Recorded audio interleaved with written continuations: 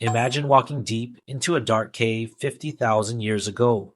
It's freezing cold, pitch black, and you have nowhere else to go. But as you step inside, you hear a deep, heavy breathing echoing from the shadows. You look down, and your foot hits a massive bone. It's an elephant's leg, completely bitten in half. You instantly realize you are not alone. You just walked into the home of a monster.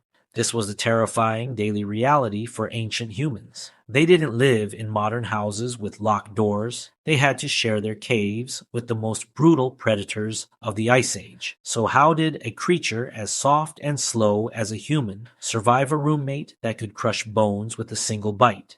The truth is, they didn't win with muscles. They won by playing a brilliant psychological game. To understand how dangerous this was, you have to look at who lived in these caves first. The best real estate, deep stone caves that blocked the freezing winds, already belonged to monsters. The most famous was the cave bear. This beast stood 12 feet tall and weighed over 2,000 pounds. It used these caves to sleep through the winter. Then there was the giant hyena.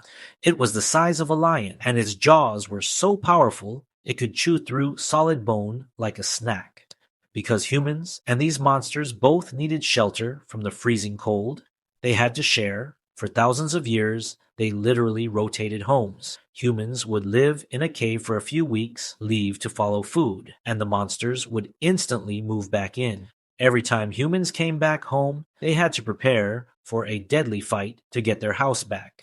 But how do you kick out a 2,000-pound monster when you only have sticks and stones? Humans used a secret rule of nature, the risk-reward calculation. In the wild, predators are terrified of getting hurt. If a cave lion gets a deep cut on its leg or a broken jaw from a flying rock, it can no longer hunt.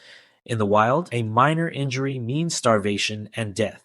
Predators want easy, zero-risk meals. Ancient humans realized this. They never fought a giant beast one-on-one.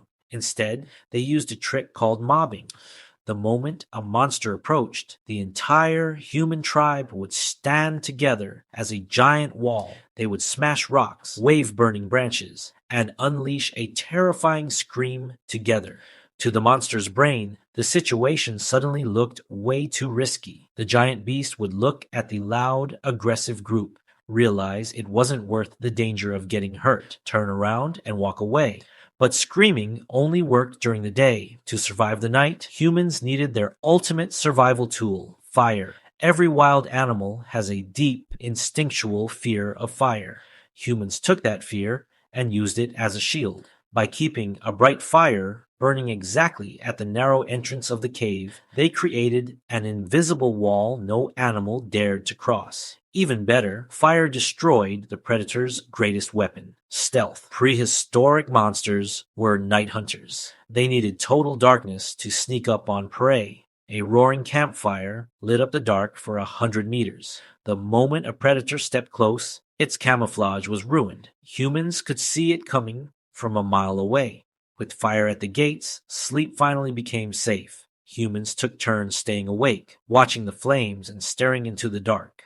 Over thousands of years, the dynamic completely flipped. The fear changed sides. Humans started talking to each other, passing down stories about how these monsters behaved. We learned their weaknesses faster than they could adapt. Armed with throwing spears and coordinated traps, humans stopped just defending caves. They began hunting the predators down. In the end, the monsters lost. The cave bears, the saber-tooths, and the giant hyenas all went extinct. We didn't survive because we were stronger or faster. We survived because we outsmarted the dark.